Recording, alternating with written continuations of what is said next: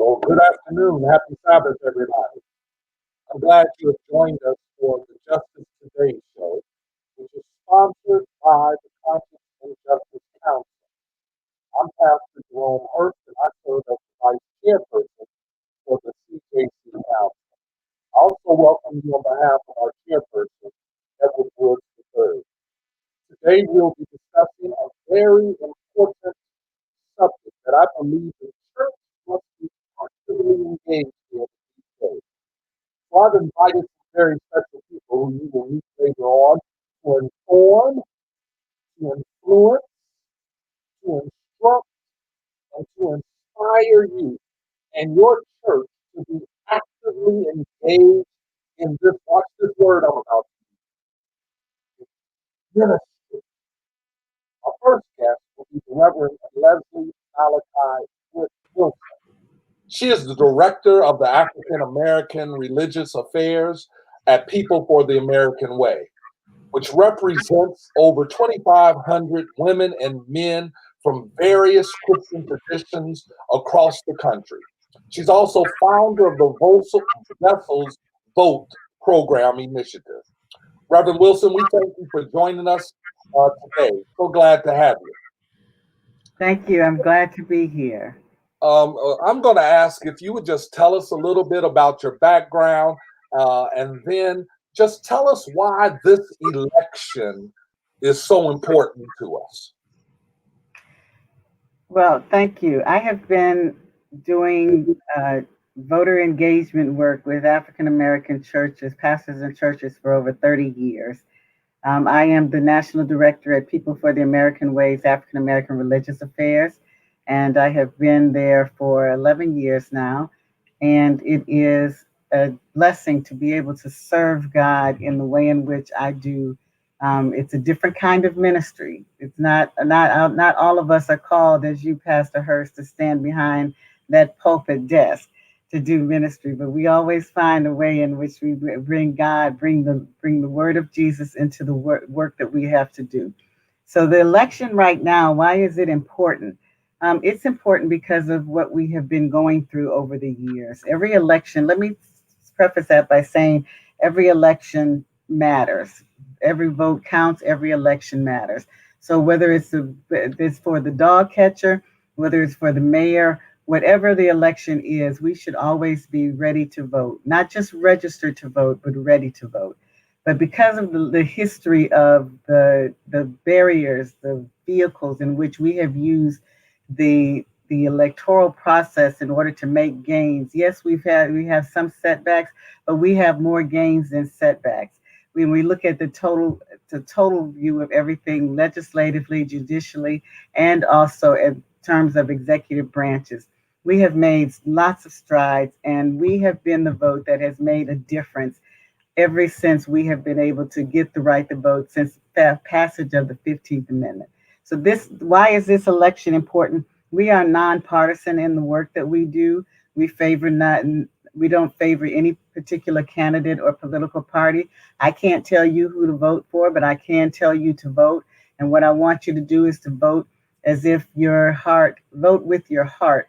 Vote with the way in which you envision your community that you want it to be.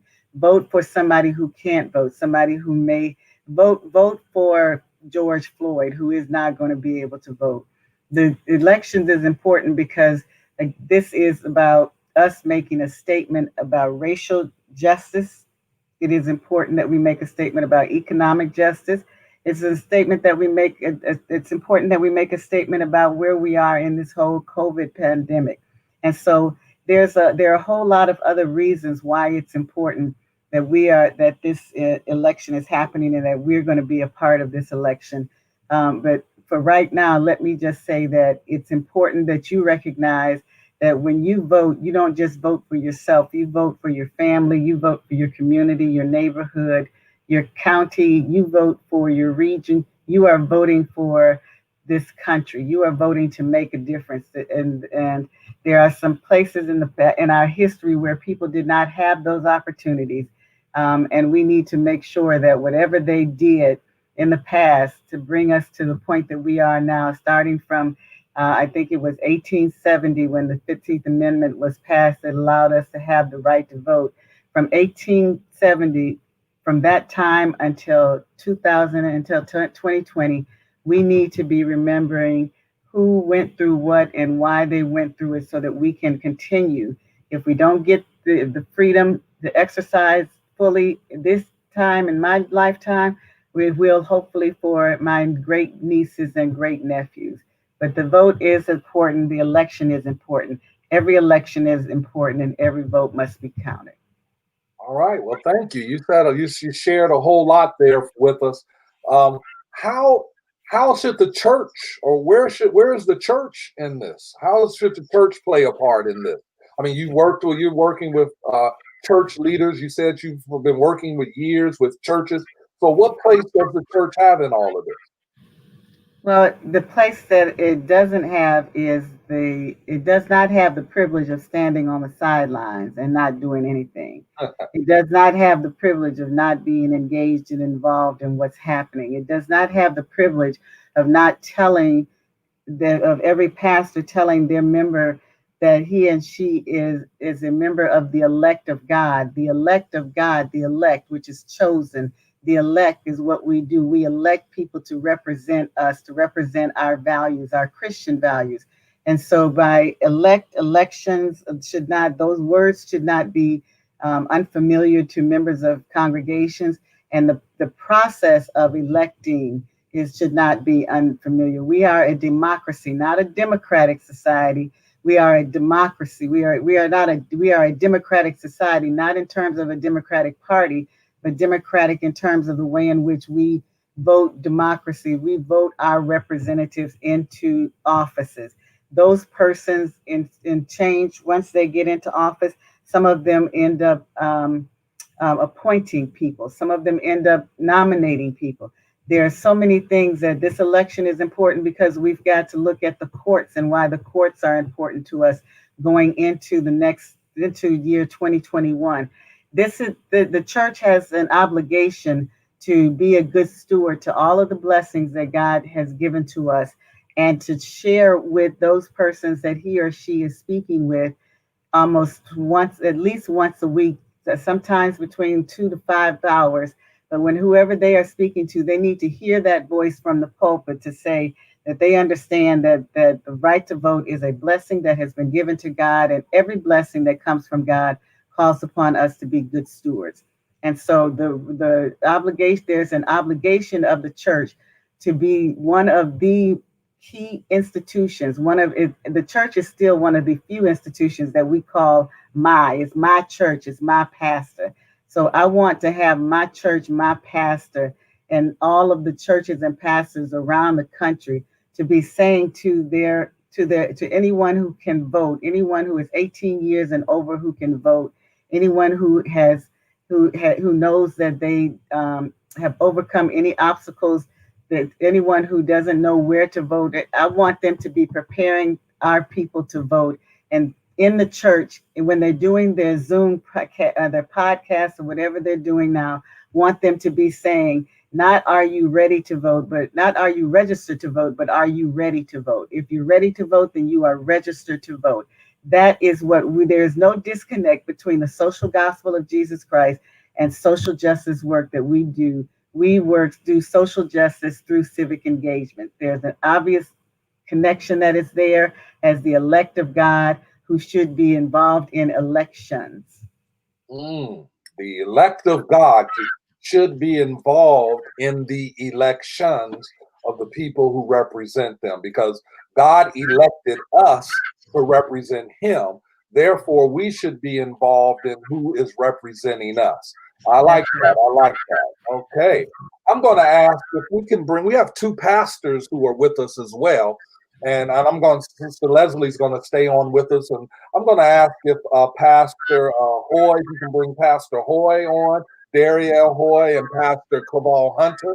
They're two pastors who have been actively involved and engaged in this. And reason I wanted to have them right at this point, because Reverend Leslie has really laid out why we as a church should be involved. But we have a distinction that sometimes we're Seventh-day Adventists, and sometimes we have shied away from this as a denomination. So I want to bring on these two young pastors who I have watched over the years and seen them matriculate and how they handle themselves and have been involved, to hear from them as Adventist pastors. How is it? What's your view on this? And let's start there. Just maybe introduce yourself. I'll ask Sister Pastor Hoy first, if she can just introduce us, tell us what she represents, who she's representing, what part, and then tell us, how do you see the Adventist? Good afternoon, everyone. I'm Pastor Dario Hoy, and I am the Children, Youth, and Young Adult Director for Nevada-Utah Conference. I am so pleased to see this forum, and I'd really like to talk about young people being active and voting. It is part of the African American tradition that young people are civically engaged, that young people are the forerunners and the leaders in the community when it comes to caring about issues, and not just caring about issues, but doing something about issues. And the fact that we have the right to vote, a lot of that can be attributed to young people in the 50s and the 60s organizing and making sure that we have the right to vote. I like what the late Reverend John Lewis, Representative John Lewis said. He said that he got in the way, and he got in good trouble, necessary trouble. And I think today we still need to get in good trouble and necessary trouble. And I'm going to let Pastor Hunter speak, and then I want to come back and share some specific ways that I think every Christian youth and every Christian church can be engaged in voter education and registration. Hello, everyone. I am Claval Hunter. I serve as the pastor of the Berean Seventh-day Adventist Church, and also the Voice of Hope Seventh-day Adventist Church there in Michigan City. And so I'm happy to be here, and I appreciate this forum. It's important that that your vote counts, and that's why I'm voting, because I know my vote counts and my vote matters. I'm voting, as Reverend Leslie said, I'm voting for my family. I'm voting for my community. I want to see change, and so much is happening in our city. A lot is at stake, and it's important that we are ready to vote, not just register to vote, but we are ready to vote. And so if one decides not to vote this year, man, you're giving up your voice. You're giving up your voice, because elections are decided by people who get out and vote. And so as a pastor, it's important that I keep my members engaged in this process. And there's a lot that I've been doing, and so I'll share later on in the program. Okay. So that's good. So we're talking about being engaged, but okay, I'm gonna. They're probably are not watching the program simply because they don't see the importance, but I'm going to address it. We as a church have shied away. I mean, there is definitely a big split. There's major debate and discussion about, should we be involved in the social justice or the social gospel, and then in voting. And we believe, those of us in this panel believe that yes, we should. I've been looking at this and doing this for some time, and what I found is that we like to say, Reverend Leslie, we have someone who was played a part in helping to establish our church, called Mrs. Ellen White. And so a lot of times people will say, well, Ellen White said. Well, let me share with you something that Ellen White said. Ellen White said this back in the 1800s. She says, and I mean, prohibition was one of the big issues that was going on in that day. And this is what Ellen White said. Ellen White said, "Shall we vote for prohibition?" "Yes, to a man everywhere," she replied. "And perhaps I shall shock you when I say this. If necessary, vote on the Sabbath day. Vote on the Sabbath day for prohibition if you can't do it at any other time. She said that this issue was so important. This issue was so important that not only should we vote, but if necessary, help us, Lord, go and get the ox out of the ditch even on the Sabbath day and vote. Oh, now watch this. She says, there is a cause for the moral paralysis upon the society. She could be writing this today. Our laws sustain an evil which is sapping at the very foundations.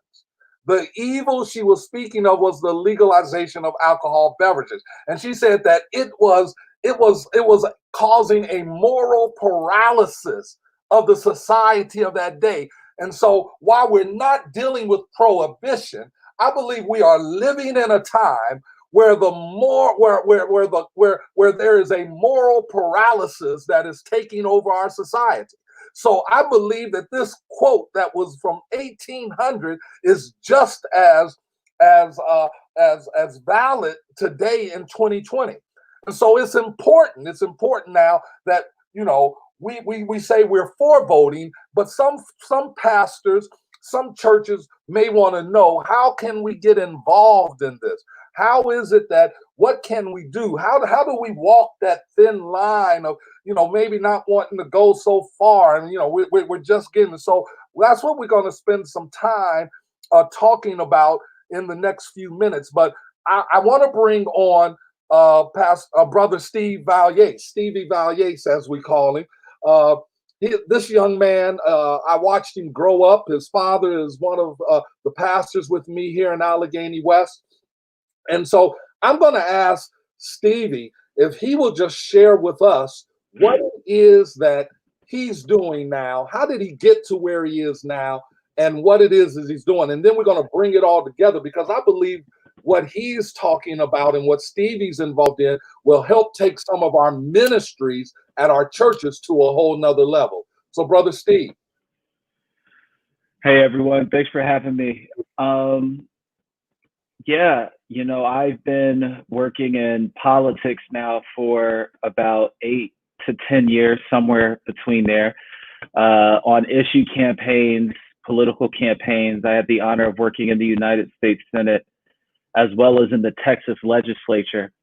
And over the course of that time, I was able to really understand how our political system works, how democracy works, and develop a better understanding as to why voting matters, especially for Black people. I think it's really important to just know our history as Black people in this country as it pertains to the vote. When the Constitution was signed in the 1700s, Black people were not considered humans. When slavery was abolished, we had a brief period called Reconstruction where we were able to vote. Black men were able to vote. Women were still not able to vote, but Black men were able to vote, and we were able to make considerable economic and political progress. But that ushered in an era of Jim Crow because of voter apathy. Black voters in the North lost interest in what was happening to the freed slaves in the South. White Democrats, I'm sorry, at the time it was Republicans, but the anti-slavery party at the time felt like slavery and racism was a thing of the past, so it stopped becoming a political issue. And as a result, pro-slavery politicians rose to power and ushered in an era of Jim Crow, which put a bunch of laws into place in the South that deliberately stopped Black people from voting. Things like literacy tests before you could register to vote, having to guess the number of marbles that are in a jar before you could register to vote. And the Ku Klux Klan was actually born during this time to stop Black people from voting and stop politicians from writing and passing laws that empowered Black people and their political rights.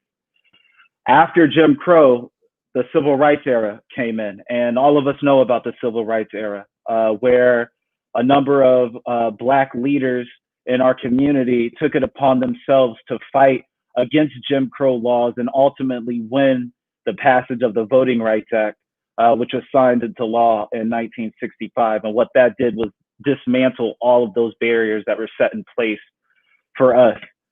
But then, you know, we've had, after Jim Crow ended, you know, we had our access to the ballot, but we find ourselves now in the age of mass incarceration, where over the span of 30 years, the number of people incarcerated in America grew from 30,000 to 2 million. And even though Black people in America only make up 14% of the population, we make up over 50% of the prison population. And even though America's democracy is hailed worldwide as a democracy that every country should model theirs after, America disenfranchises more people than any democracy in the world by way of prison, by way of jail, by way of juvenile detention. And that is largely just Black people. And depending on the state that you live in, your rights as a voter with a prior criminal history varies. In Maine and Vermont, for example, people in prison are allowed to vote. In Ohio, once you're released from prison, you're allowed to vote. So the organization I work for, our primary focus is to empower young people to get involved in the political process, young Black and brown people in the city of Chicago. And it didn't take us long to realize that a lot of young Black and brown people, not only in Chicago, but across the country, are in jail, juvenile detention, and prisons. So we started working in jails, juvenile detention centers, and prisons. And it's important to understand the difference between them.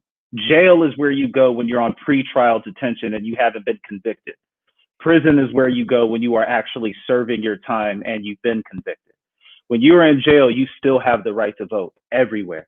But a lot of people don't know that. So we started going into the Cook County Jail, which is the biggest jail in the country, registering people to vote. And we advocated for and passed a law to turn that jail into a polling location. And it's the first jail in the country that's a polling location. And inside the prisons, we started hosting think tanks where we started asking the guys and the women there, you know, what they needed to understand about their civic rights in addition to their voting rights. So we started teaching civic classes there. So now when you're in prison in Illinois, when you have less than 12 months on your sentence, you have access to peer-led civic education courses.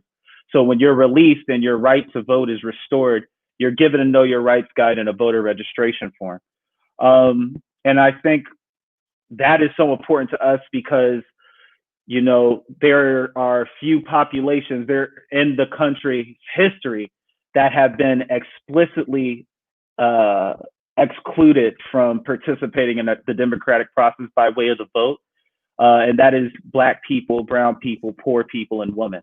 And right now, it is largely just Black people.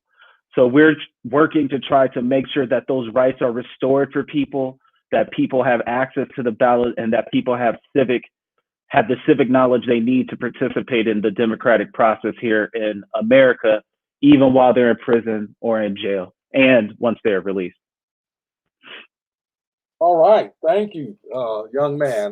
I just want to say that this is a son of Allegheny West. Last week we did a show dealing with millennials, and he is a millennial. And so we one of the things we did last week was just so that we have some very strong millennials who are doing ministry, who are still a part of the church. And so I'm glad to have Brother Stevie with us. Now, so what we want to talk about now is putting all this together to say, what ministries can the church and where can the church play a part?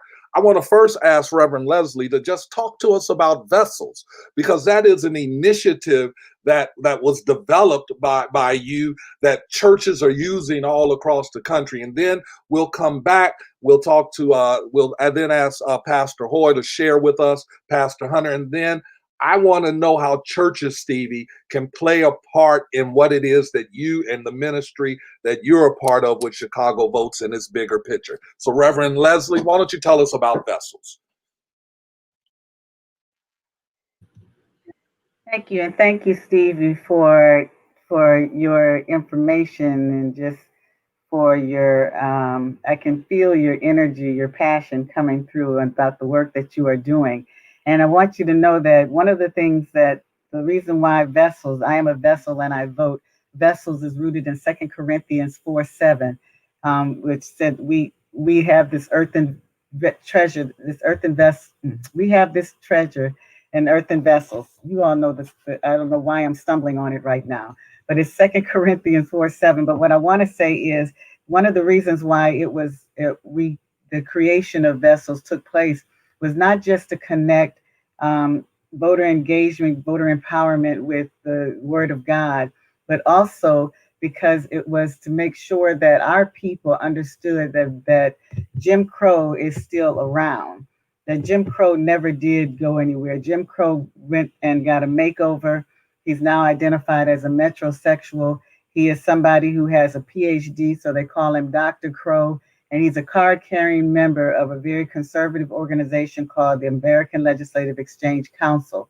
And what they do is they're actually legislators who come together and strategically put together legislation that suppresses the votes of underrepresented communities, of the Black community. And that is another reason why it's important to vote, because we are electing people, not just this year is not just about the presidential election, which is very important, but it's also about Congress. It's also about some state and local elections that are going on wherever you are.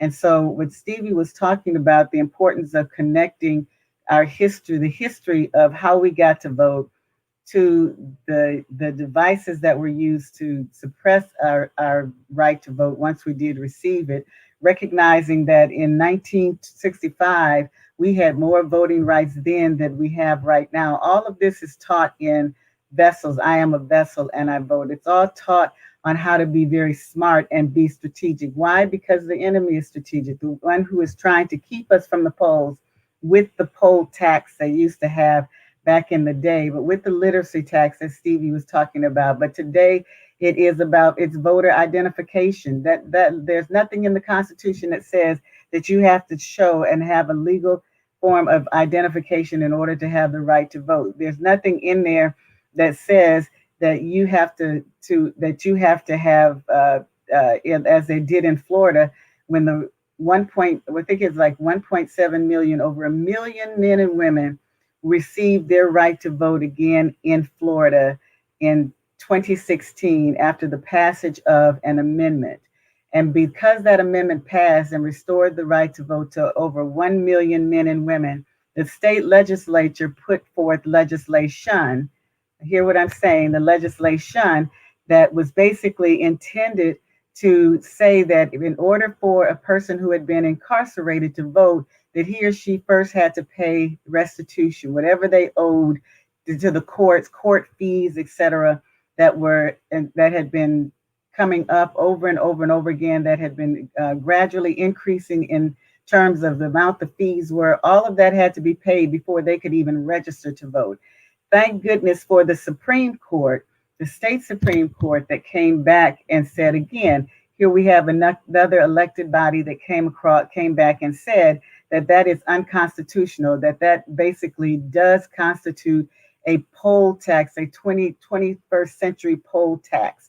We are here and doing the work of vessels so that we can, one, educate people so that they recognize that Jesus was a social justice activist, and he would be involved in getting out the right to vote, getting people to vote again, not telling people who to vote for, but having them to vote their Christian values. And also to make sure that people understand that there's a strategy that's out there that's at play all the time that is designed to hinder you, to intimidate you, to spread fear, such as what they're trying to do right now with the vote by mail, the absentee voting platform that we have available to us. All of that is a strategy. And so when we do it, Vessels, which was launched in 2010 during the midterm elections and has now been trained, we have something like almost 17,000 persons that have been trained in I am a vessel and I vote.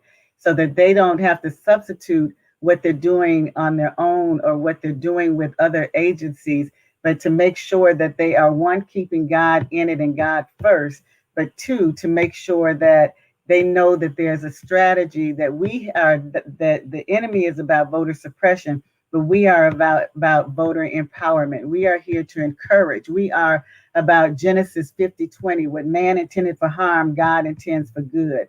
So Vessels has been around again since 2010. We have over 17,000 people that have been trained in it.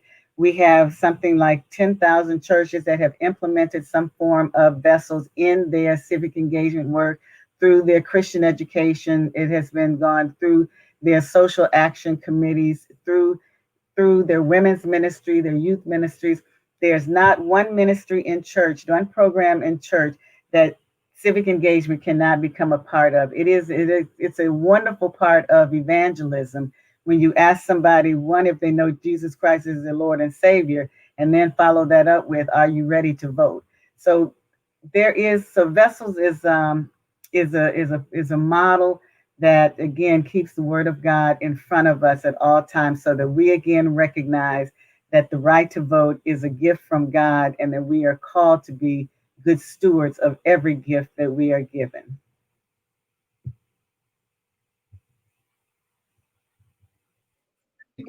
Declare that it's public policy to the pulpit, from the pulpit to the pews to the people, and from the people, once we have trained them and informed them about the public policies, that they then go to the polls. And when we follow that process, we get power, and it increases our praise, Pastor Hurst. It increases our praise. Look at you. Pastor Hunter, you've been a part of this Vessels program, African American Ministers Leadership Conference. You know about SMART goals and all of that stuff. And so in your ministry at your churches, you just moved there to South Bend. You were in St. Louis. Now you're in Indiana. How has this played a part, and how have you actually put it in action? All right. Yes. I want to thank Leslie, for the past, 3-4 years being trained by her to do civic engagement. I've recognized that, churches have a major role to play in addressing the cultural and moral issues of our day. The voice of the church matters. Got to say it, the voice of the church matters in times such as these, when we see timeless values under attack all around us in our society. The need for the church to be a strong voice for biblical truth is more critical than ever. And so for me as a pastor, civic engagement, voter education is important. And so I've been trained by Leslie weeks leading up to the election. I've had the opportunity to inform my members and the public at large about candidates who are running for office, ballot initiatives, and the actual voting process. Because voting is happening all the time, not just the president elections that we're having November 3rd. And so I would take about 5 to 10 minutes during my pastoral remarks time on Saturdays to educate my members and those watching online the need for them to register and get ready to vote. And I've also have preached and taught the connection between the social gospel of our Savior Jesus Christ and 21st century social justice to encourage youth and young adults to get out to vote. I've hosted Get Out to Vote party for my members and the community. And at this function, I had someone from the Board of Elections to come and to educate both my members and the community about items on the ballot and where candidates are running for office stand on the issues. I went to community events. Got to go to these community events. I know COVID is happening, but I went to community events and I encourage my people to register to vote, how to register to vote, why voting is important, And then I had people to sign a get out to vote pledge card, Leslie, right? Get out to vote pledge card, stating that they are planning to vote on election day or vote by mail, do it early. And so those that signed the pledge card, they were blessed by some gifts. We had some free gifts that we gave out, but we've signed over 200 plus people up who pledged to vote. And so also, I'm a part of an interfaith group, Faith in Indiana, and we the members are embarking on a voter engagement program over the next 10 weeks right here in Indiana, starting September. So every Thursday, we're doing that. So due to COVID-19, we are planning to talk by phone and text with more than 53,000 voters. And especially people of color, Latinos, women, and young adults. And we're doing this because we want to let them know that they matter to us. They matter to us, and their voice and their vote matters to our community. And one more thing, we are also trying to press the governor of Indiana to approve vote by mail. And so voters should not have to choose between public health and participating in democracy. So that's the work I'm engaging. All right. Sounds great. Sounds great. Brother Stevie, you know, our church is strong in prison ministries. We go to the prison and we preach to the guys and the ladies there, and we have a service and we do all of that.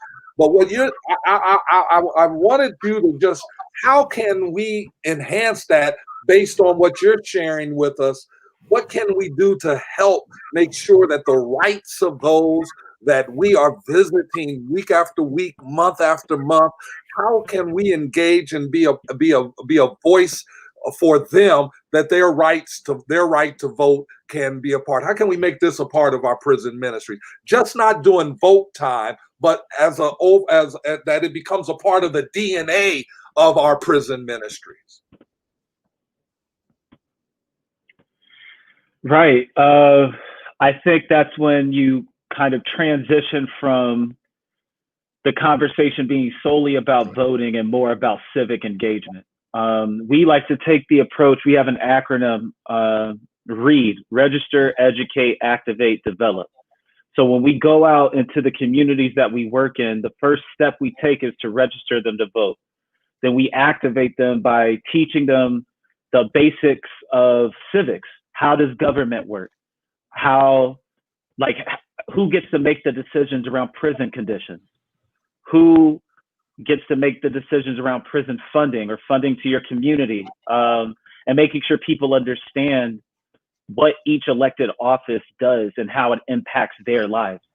And then we give them the tools that they can take with them to go be empowered on their own. And then we develop them into leaders. I mentioned earlier, our civics in prison work is not us going into each prison around the state of Illinois and teaching the civics courses to the people who are incarcerated there.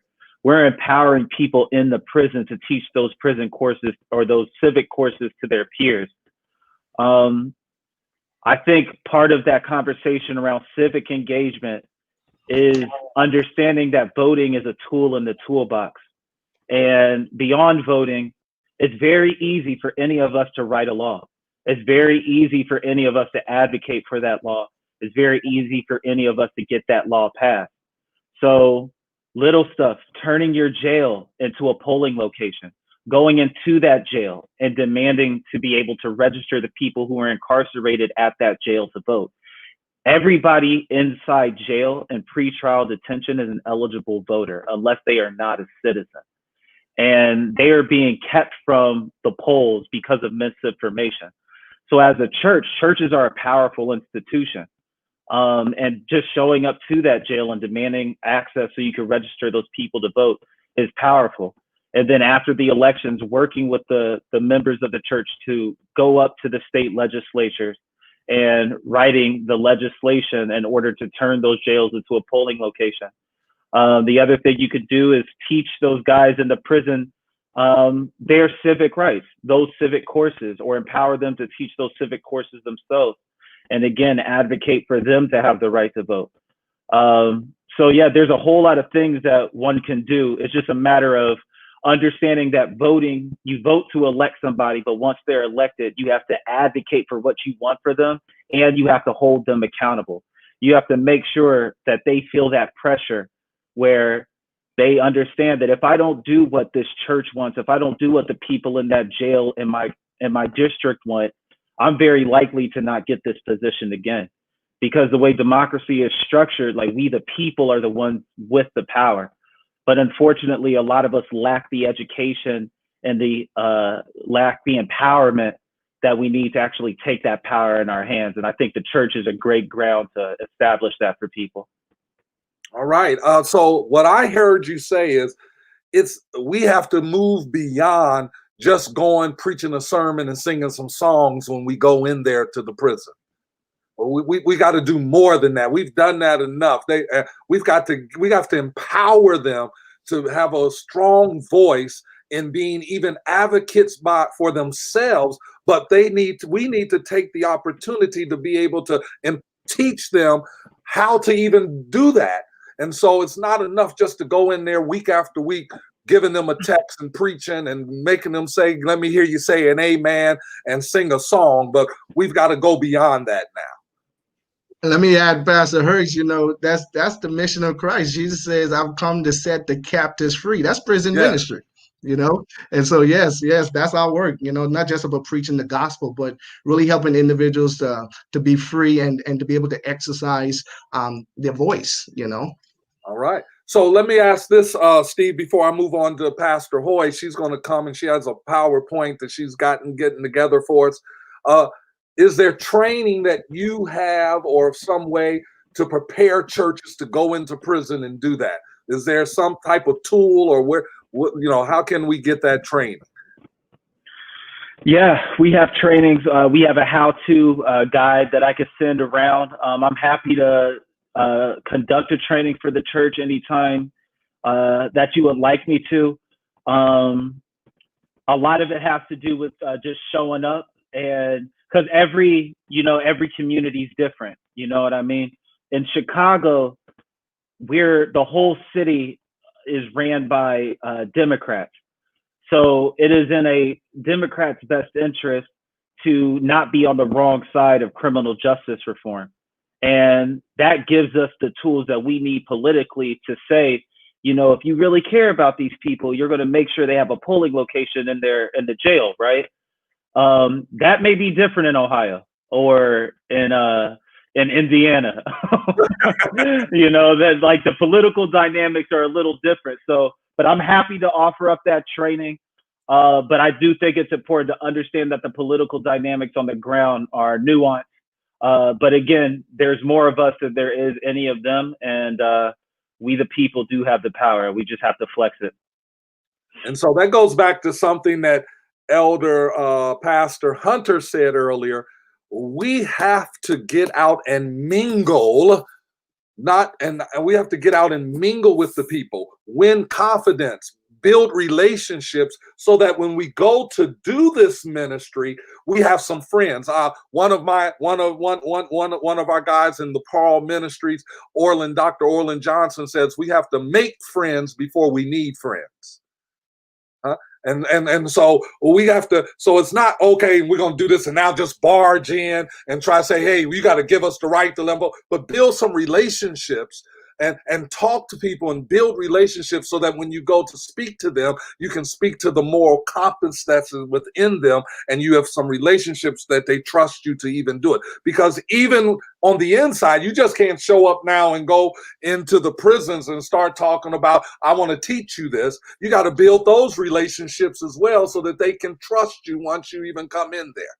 Pastor Hoy, are you ready for us, Pastor Hoy? You're going to share with us some things that you've been doing as with your young people, as when it comes to civic engagement, and we're ready to hear you, Doc. Okay, thank you again, Dr. Hurst, for inviting me to be with you for this very important forum. As we talk about what the church can do, I like to always remind us that you are the church. As an individual, you are the church. And so even if your church body as a whole does nothing, you as an individual Christian, as the church, can do a lot to encourage, to educate, to change your community. And so I want to just talk about especially what every youth and young adult can do. The first thing is, even if you're not 18 years old, there are things that you can do. One of the things that's important to know that most of the eligible voters between the ages of 18 and 24 are not registered to vote. And so we want to make sure that we are talking to our young people and helping them to register to vote. There are about 22 million teenagers who turned 18 between the 2016 and 2020 election, and our job is to capture that vote. Here's some things that every Christian youth and young adult can do. And like I said, even if you are not 18, there are some things that you can do. And number one is to be an influencer. Use your social media to encourage other people to vote. I think Instagram has some frames. Usually Facebook has frames. Twitter has different things that you can put up to encourage people to register to vote. Be ready in advance. Pre-register to vote. Sometimes we miss voters because people don't turn 18 until a certain time. Well, in most states, you can pre-register to vote. For example, in my home state of Louisiana, you can pre-register to vote at the age of 16. And when you are 18, you are automatically become part of the voter roll. Utah, same thing. Nevada, 17. Different states have different rules. You can go to usa.gov to learn about pre-registering to vote. The other thing is be current. Make sure you're registered to vote where you currently live. A lot of people say, oh, I'm registered to vote, but they've moved 2 or 3 times. And when they try to show up at a polling place, they can't always vote because they are not registered to vote where they currently live. So make sure you register to vote where you currently live. You can change that on the internet. Be educated, know the issues and the candidates.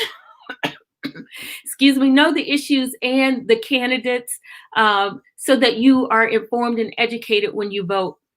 Be obvious. You can campaign for your candidates, not as a part of your church organization, but as an individual, you can campaign for your candidates. You can also be generous and donate to your candidates. And be proactive in getting other people to vote. For college campus students, I always challenge them to do voter registration parties. I challenge them to do dorm storms where they make sure every person in their dorm is registered to vote and ready to vote. You can also be at the polls. If you're 18 and older, you can sign up to be a poll worker. You get paid about $150 to $250 to be a poll worker. For this election, because of COVID, we are very short on poll workers. And so I encourage people to go out and be poll workers. There's a process. You can go to your county elections board and get an application and see what the process is and the criteria to be poll workers. Be an Uber for a day. Give your neighbors rides to the polls. Be inspiring. Share your voting stories on Instagram and any social media that you use. And then I like to say, be the change. Actually run for political office.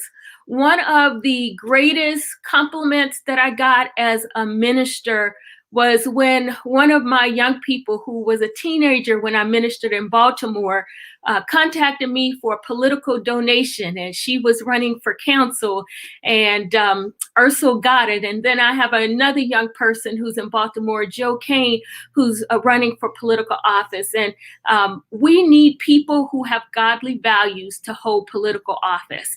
And so I encourage young people, don't just think you have to complain about it. You can actually change it by running for political office.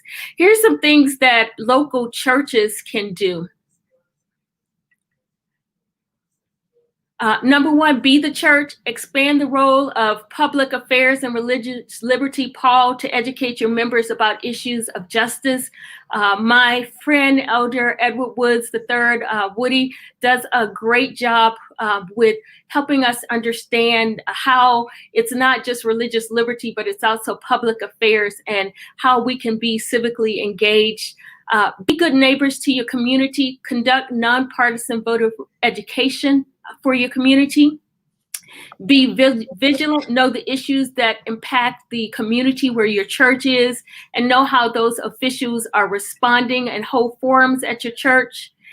Be resources, place links to voter registration on your church's social media, hold first-time voter education seminars, be bold, distribute legislative scorecards, based on the issues. You can tell the community what your legislators are doing, and then be strategic. If you really want to take action, you can establish a 501c4 that's connected to your church 501c3 to engage in targeted political action. If you do it, though, do it right and make sure that it's not, the half job that we sometimes do, because people will come after you when you do targeted political education. Final thing is just be reminded of where we come from and what work we still have to do.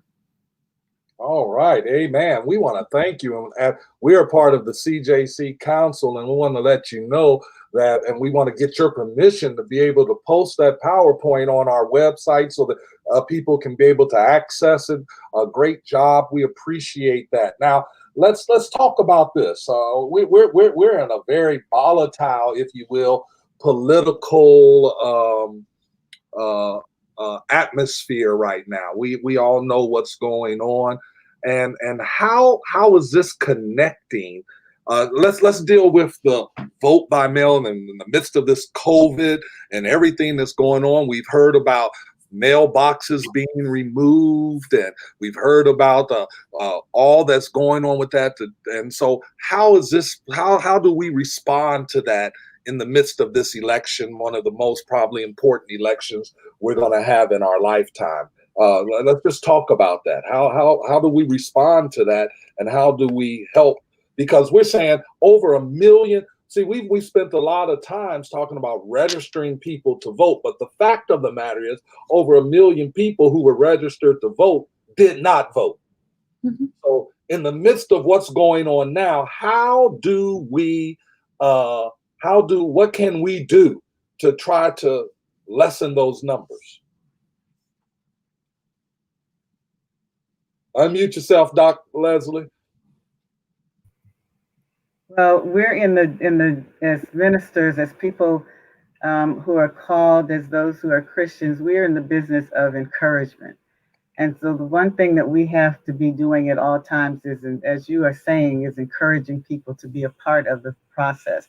Again, the question should not be, are you registered to vote? The question should be, are you ready to vote? So that people know that it's not just about registering to vote, but it's also about knowing where the polling places are, knowing what the deadlines are as they come about, knowing if you can participate in vote by mail or what some states will call absentee voting. So when is the earliest that you can request the ballot, and when is the earliest that you need to get it back? And I say the earliest because I don't believe in people waiting for the deadline in order for people to submit their ballots. But they should be a week out from the deadline. They should have an internal deadline that's a week out from the official deadline that says that they and their family and the members of their neighborhood, those who they are going to get to participate in the process, that they have everything ready and in place a week before the deadline for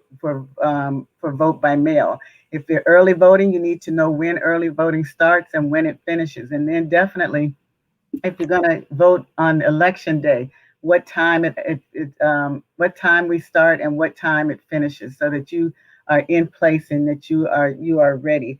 So the thing that's important for us to be doing as encouragers is again encouraging people to recognize the power that they have, that there is power in the right to vote, and to recognize that they have a responsibility as a citizen of these United States, and as a resident, as a parent, as a sister, brother, aunt, uncle, Medea, grandpa, whomever, that they have a responsibility to be like Jesus was. Jesus was other oriented. We need to think about, when we're encouraging people, helping them to think about not just about themselves, but about others who are affected, who are impacted by whether it is a legislator or a legislation. We need to be about the business of making sure that we're informing them.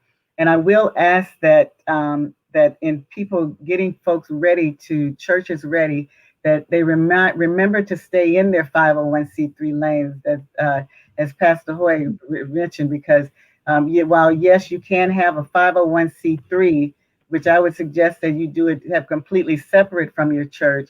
The 501c, you can do it, have a 501c4 separate from your church. The 501c3, you are automatically, as a place of worship, considered by the Internal Revenue Service to be nonpartisan and to be nonprofit and nonpartisan. The best way to get to people, to help them to get to vote, is, again, not to tell them who to vote for, but to tell them all of the reasons why they need to vote, and to help them to develop a plan. And you're seeing these commercials all over television, all over the country now, that says plan to vote. Help people to develop a plan to vote so that they know, again, what those deadlines are, when they should be applying, when they should be returning, when they should be showing up. I think that's the best things that we can do, is to prepare people, help people to be prepared to be ready to vote for the 2020 elections. All right. Does anyone else want to add to that? I'd add that it's just important to know about the local elections too, and not just the presidential. In Chicago, especially in the time that we're living in, there is significant racial unrest because of the relationships between police and our justice system and Black people. And there are local offices who have significant influence over how much the police get funded. In Chicago, this election, we have 64 judges on the ballot. We get to elect our judges. And these are the people who make the decisions as to who goes to prison or goes to jail.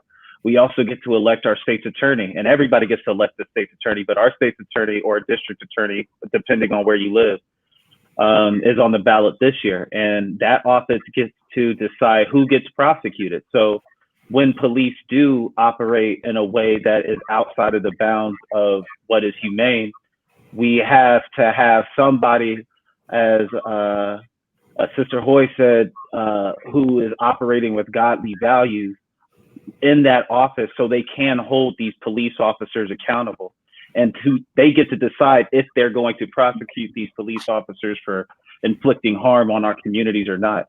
And that's at the ballot box. When I talk to young people, a lot of folks get tied up in Donald Trump, Joe Biden, this presidential race that's coming up, when in reality, these local offices, you get to vote for them almost every year, and they are far more impactful on your day-to-day life.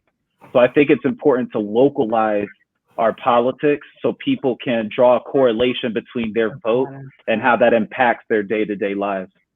Yeah, it's that vote that bottom up, vote the top down, bottom up ballot, so that you're making sure that you are hitting both local, state, and federal elections.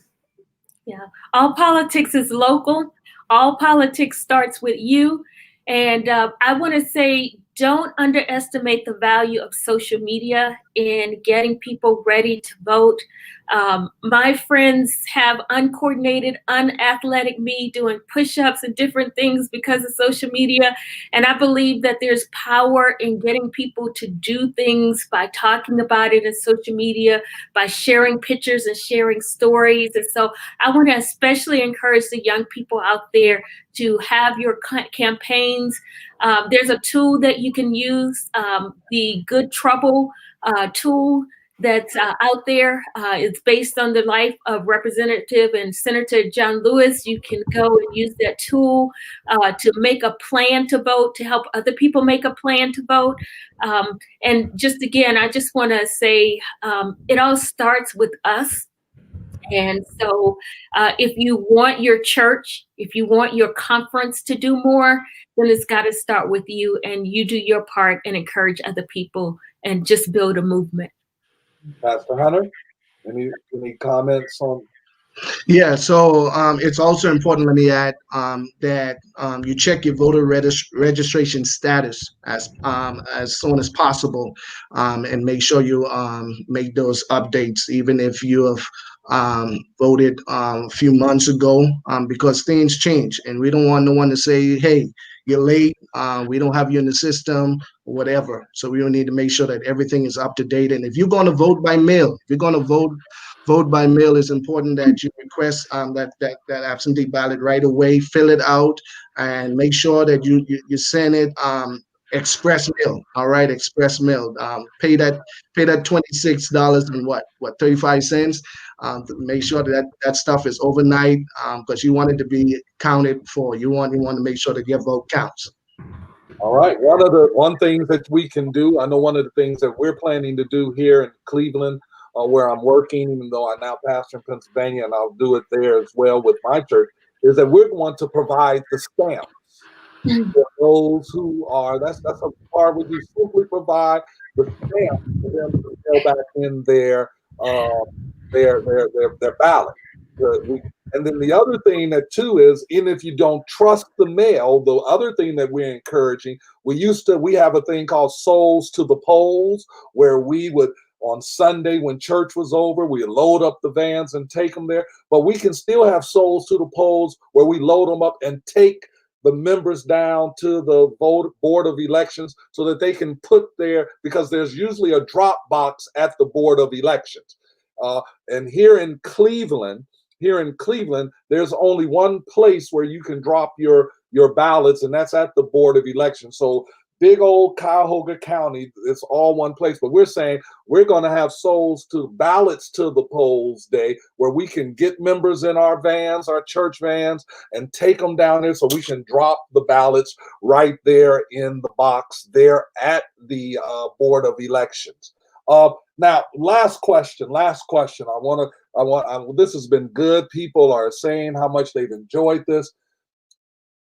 The answer to the question, people are saying, well, my vote doesn't matter. It's the electoral college that decides it, and I'm not going to vote. What do we say to those?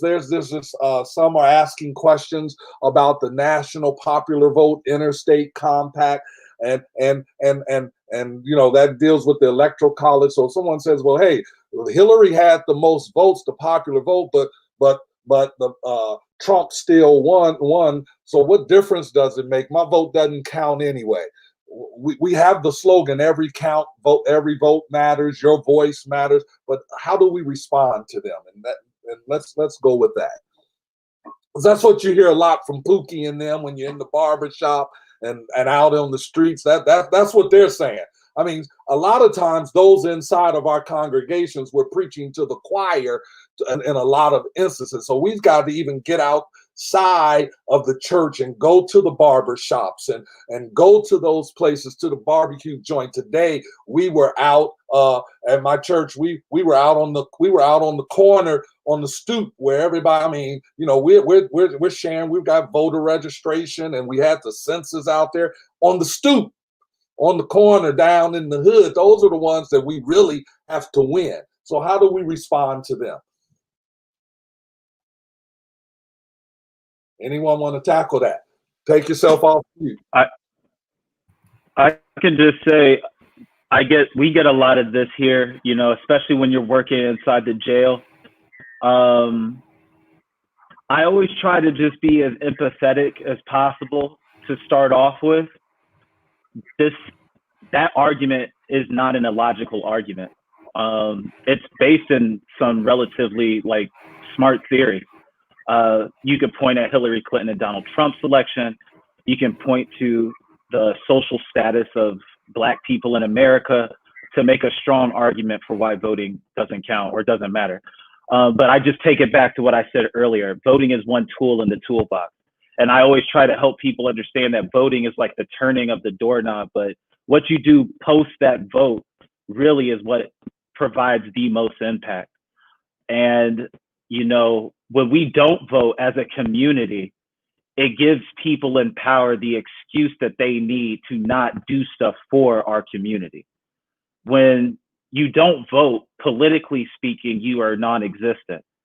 And even though you may feel like my one vote doesn't mean anything, it's important to try to instill in people that sense of community and responsibility and civic responsibility, and helping people understand how many folks died for this. We went from the beginning of this country as Black people not being considered to be human, for us to squander the hard work that the generations put forth and died for before us, is selfish, objectively speaking. And I try to tell people that in the most loving way possible, which sometimes can be a little difficult, but. So there Yeah, is, let me add. Okay. Go ahead, Leslie. thank you. So there is a movement to change that process that exists, and it is gaining more and more momentum um, every year, especially after every presidential, and to change the process of the electoral vote, being that 270 being what is determines who becomes the president of the United States, because that is 270 electoral votes is what, no matter how many millions of in the popular vote you get, it's at 270. And what I want to encourage people to do is, if you are concerned about something, then be a part of the change. Go and we've got so much that we can complain about, but let's be a part of the change. Let's get involved with the movement of changing the elect so that it is the popular vote that actually wins. That's the only office is the presidency that you see that kind of system in place.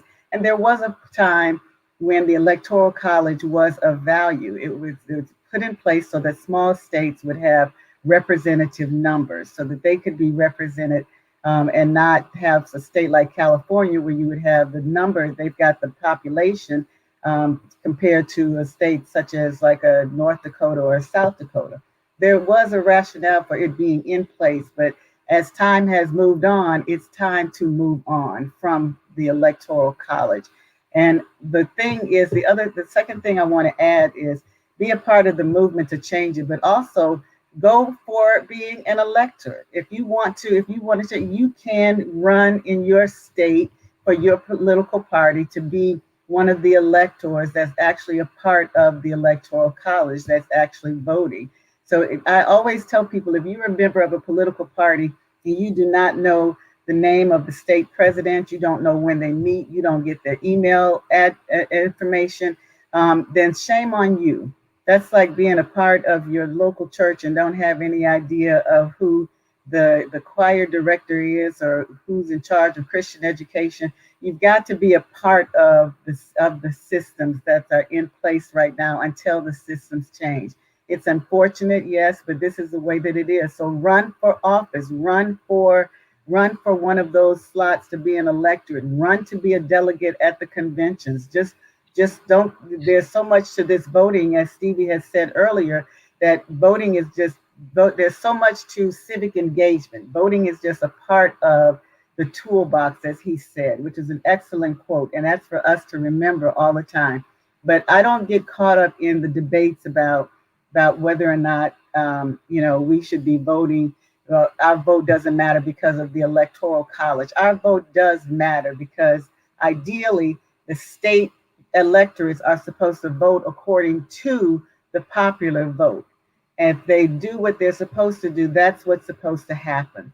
So again, let's go deep in that and unpack that a little bit more later on about the role of the Electoral College and change that needs to take place with it, since again, it's no longer relevant to where we are at this time.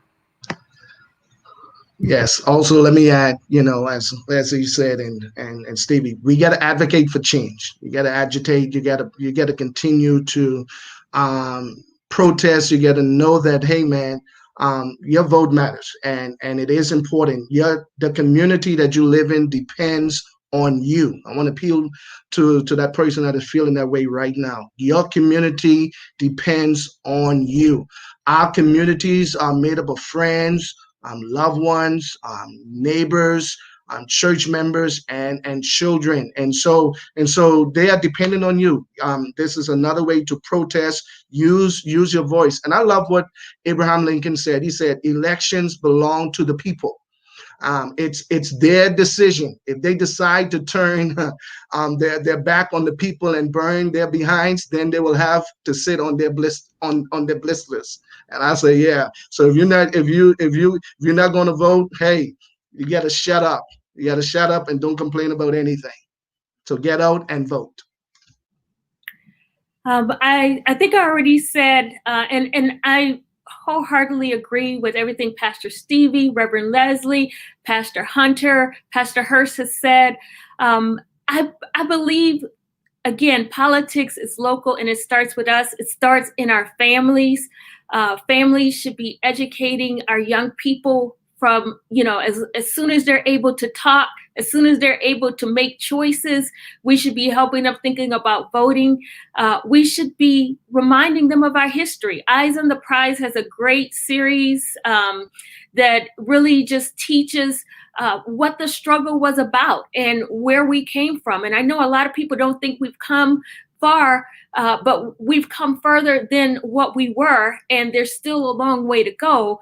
But it really starts with us. And I wholeheartedly agree, run for public office, hold your elected officials accountable, and do the easy things such as be ready to vote. I have a t-shirt that says, vote like Black women, because Black women vote with their head, they vote with their heart, they vote with their hands, they vote with their faith, they vote with their feet, they vote for their families, for their children, for their spouses, for their aunts and uncles and mothers. And Black women understand that when it comes down to it, even if there is the lesser of two evils for the candidates, you go out and you exercise that right to vote and you make a difference for your community. And so I just want to encourage, especially our young people, to register, pre-register, be ready to vote. And I also want to send a challenge out to all of the youth directors who are listening, and just say there's something that we can do on the conference level. And so I want to challenge you to either sponsor a PSA contest where kids are videoing about voting and the importance of Christians voting, and getting your young adults helping with the whole voter registration and education process. So that's my challenge to all the other youth directors.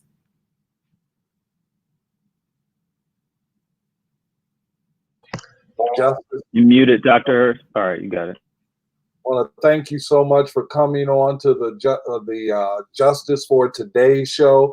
I want to thank you for all of the words and the wisdom that you all dropped today.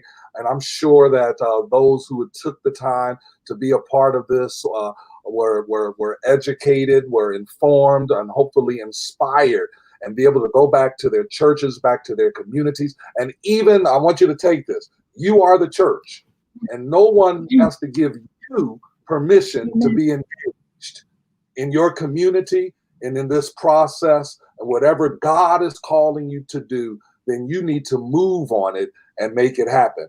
I'd be remiss if I ended this show without telling you about our 2020 Conscience and Justice Council Convention, which is going to go virtual this year. We were supposed to be in Los Angeles, but because of all that's going on, we will be virtual. It'll be Friday, September 25th, and Saturday, September 26th. You want to go to our website. It's free. There's no registration fee, but we are asking that you register. We have a dynamic program planned for you that we believe that will continue to inspire and move you in being civically engaged. Again, I want to say thank you for joining, to all of the guests for taking this time out on this Saturday evening. I know some are preparing for tomorrow. Some have had a long day today.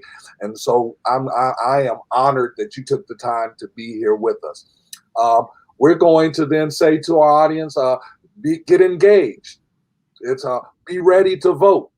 Vote like your life depends on it. Don't just vote for you, vote for your grandchildren, vote for your children, vote for your nieces and your nephews.